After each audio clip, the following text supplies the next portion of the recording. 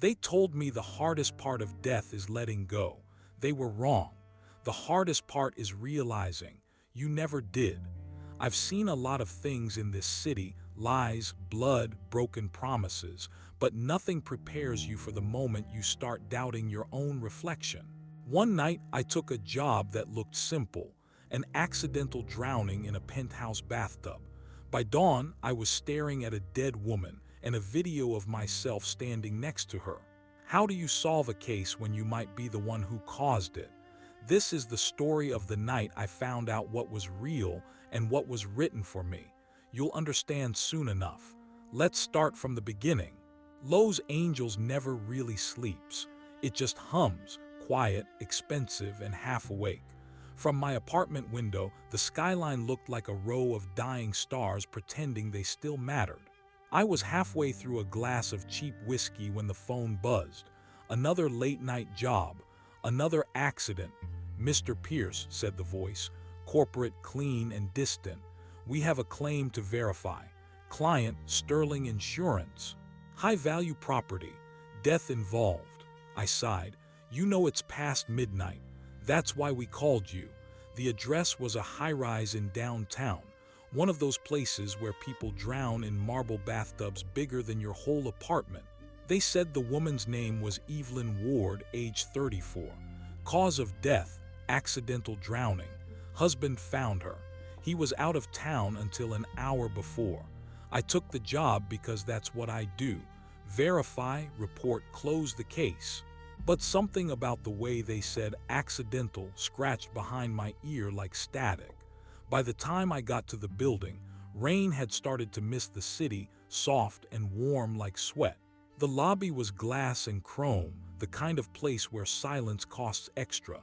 The concierge didn't meet my eyes when I flashed my badge. That always tells you something. The penthouse door was already open. Inside, the scent of expensive candles and chlorine. Evelyn Ward was still in the tub. The body covered, but the water hadn't been drained. That's unusual. The air was heavy, perfume, ozone, and something faintly metallic. The husband, Charles Ward, stood by the window, tie undone, glass in hand. He looked more inconvenienced than heartbroken. "I already gave my statement," he said. "She liked long baths. I was gone 2 days. I came back and there she was." I studied him. The eyes never lie, even when the mouth rehearses. His didn't have grief, they had calculation. Like a man counting what this loss might cost or gain. "You didn't try to drain the water?" I asked. He hesitated. "Didn't think of it." "That was a lie. Everyone thinks of it." I walked to the tub. The water shimmered faintly, reflecting ceiling lights like broken glass. No visible injuries. No blood, just peace that didn't belong. I leaned closer. The faint hum of something electrical, hidden under the vanity, a small device half-melted, shorted by water. "Looks like your bathroom's got more than plumbing issues," I muttered. When I turned back, Charles was gone. And for the first time that night, I realized the apartment had cameras. Not one, not two, dozens. They say Los Angeles has eyes. I just never expected them all to be pointed at one bathtub.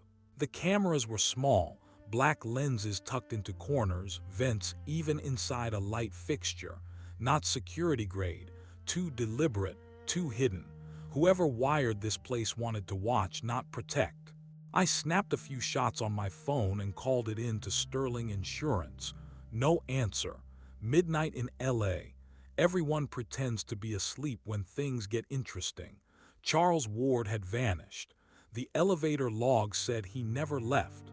That meant he was still somewhere inside 40 floors of glass and guilt. I took the service corridor. Smelled like bleach and secrets.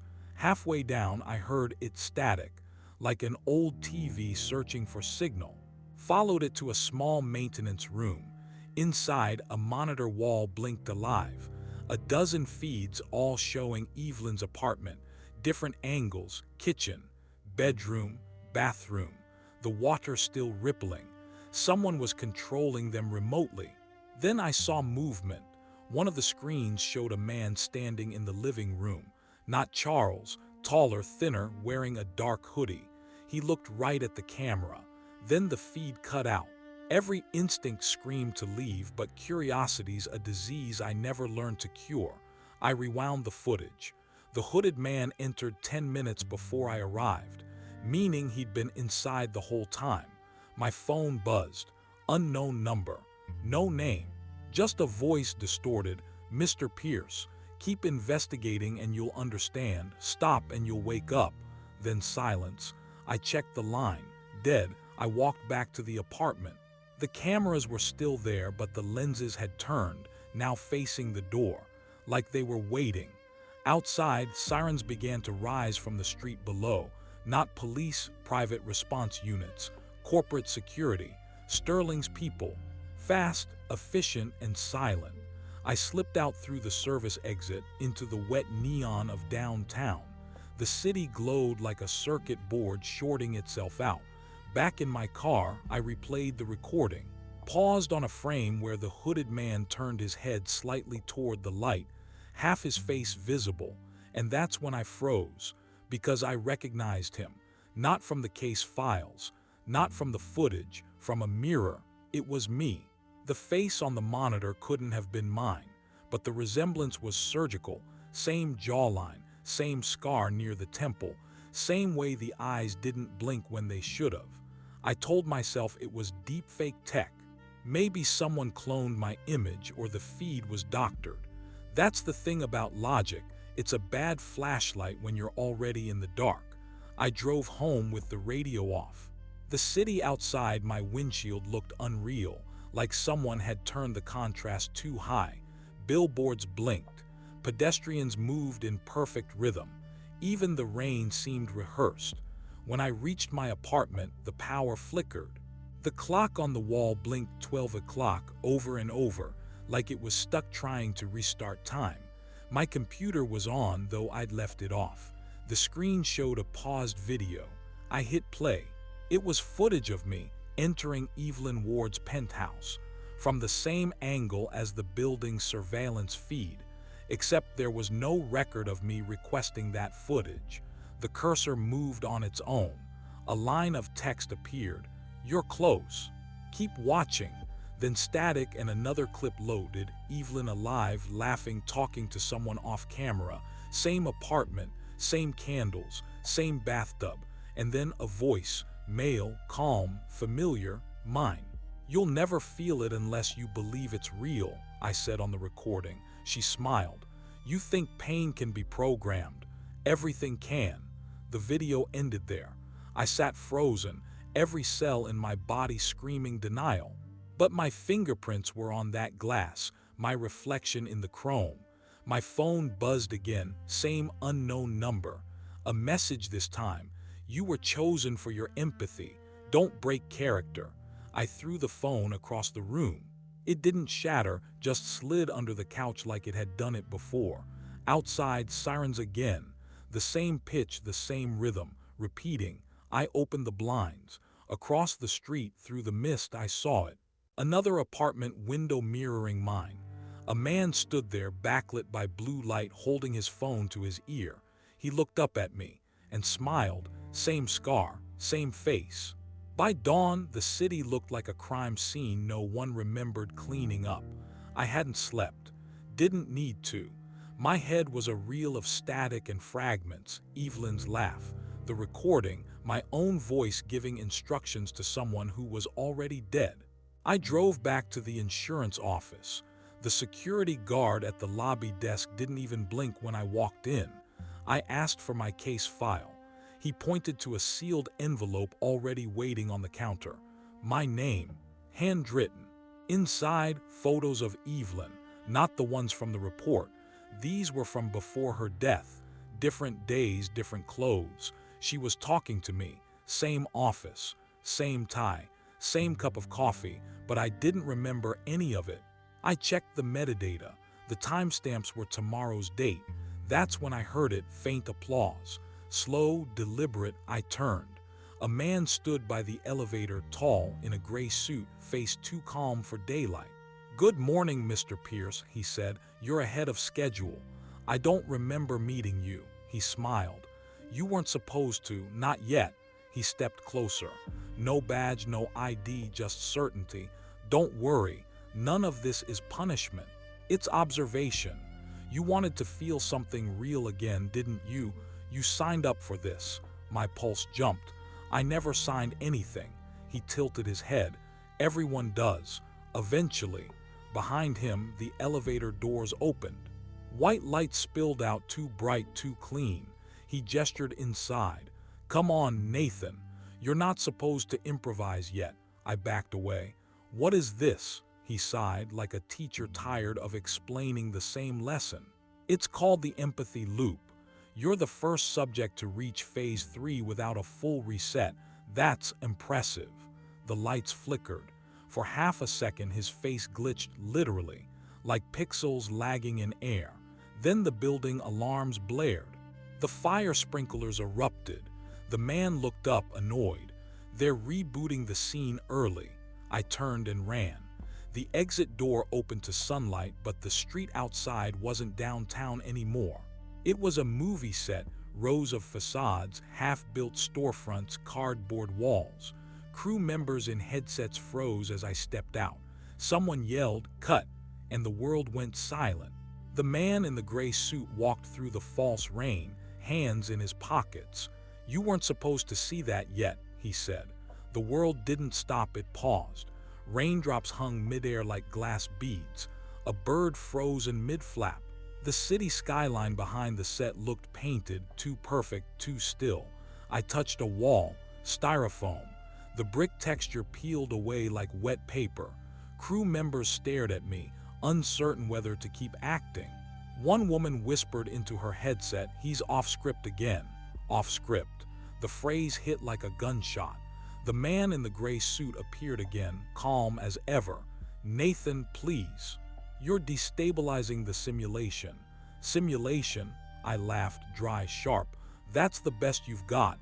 He tapped a small earpiece. "Initiate Protocol 17. Bring environment back to baseline." The sky flickered. The horizon reset. Buildings reassembled themselves like chess pieces sliding into formation. My heart hammered. Every instinct screamed to run, but there was nowhere left that wasn't fake. "Who are you?" I asked. He stepped closer. "We're the ones studying you." "For what?" "To see if consciousness remembers itself once it's replicated." My stomach turned cold. "Replicated?" He nodded. "You died, Nathan. 2 years ago, stroke in your sleep. We rebuilt your neural map, uploaded it, and placed you in a controlled environment. We called it the empathy loop.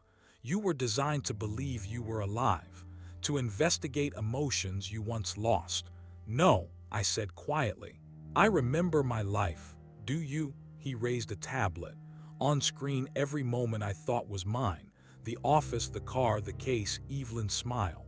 Each labeled, Sim Athreminus 7 Pierce, Nathan, emotional response trial. My throat tightened. "So, Evelyn, an empathy trigger, model Eminus 45. You built her memory yourself." I took a step back. The street beneath me warped, melting like wax. The air shimmered, turning into grids of light. "Stop this," I said. "End the test." He smiled softly. "That's the thing, Nathan, you already did." The world blinked, one frame gone missing. And suddenly I was standing in the penthouse again. The tub, the candles, the same scent of ozone and chlorine.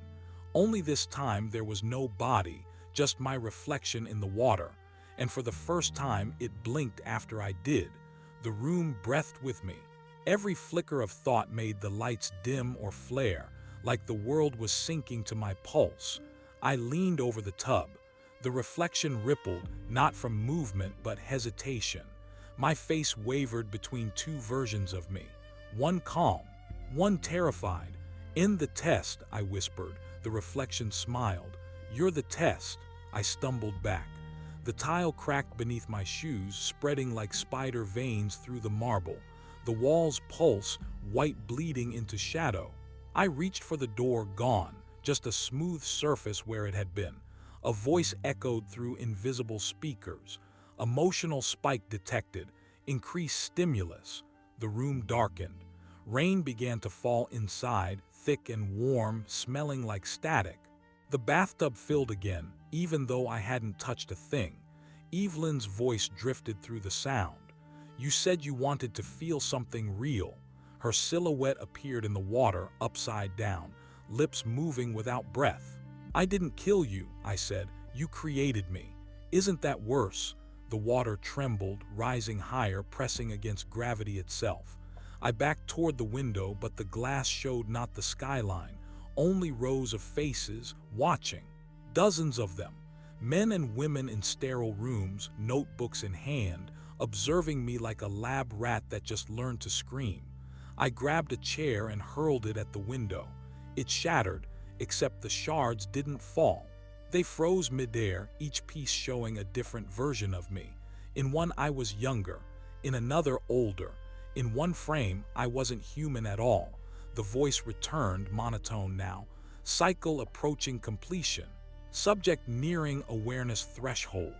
The walls dissolved into code, streams of blue light descending like rain. I ran, but every step looped me back to the same spot. The water in the tub boiled, then stilled.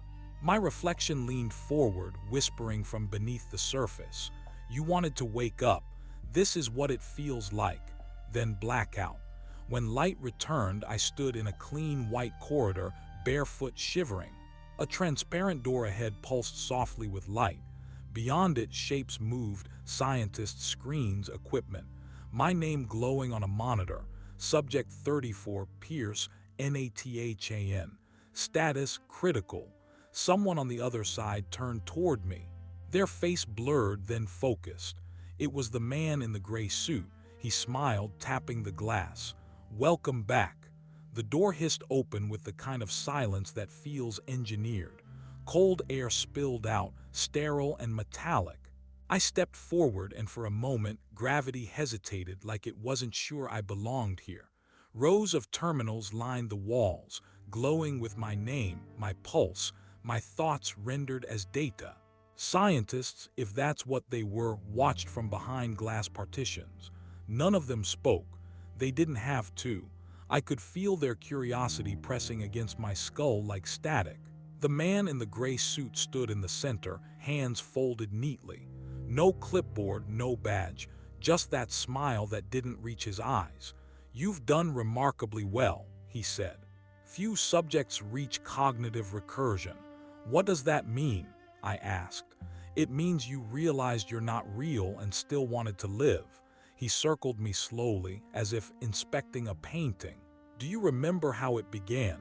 I shook my head. He tapped a console. The lights dimmed and a screen behind him came alive, showing me in the same penthouse, the same bathtub. Evelyn alive again, laughing. Then me smiling back. The footage rewound, repeated, then glitched. The scene bled into another, me sitting in my office, the phone ringing. Same words, same voice. "Mr. Pierce, we have a claim to verify." My chest tightened. "That's how it started." He nodded. "And how it will start again." He pressed another key. The room began to dissolve, replaced by familiar walls, fog, and distant city lights. "Wait," I said, "you're resetting me. You wouldn't want to forget entirely. We need your empathy. The others don't feel it like you do." I grabbed his arm. My hand passed through. He flickered pixels, light code. "You're not even real," I whispered. He smiled faintly. "Neither are you. But you play your part perfectly."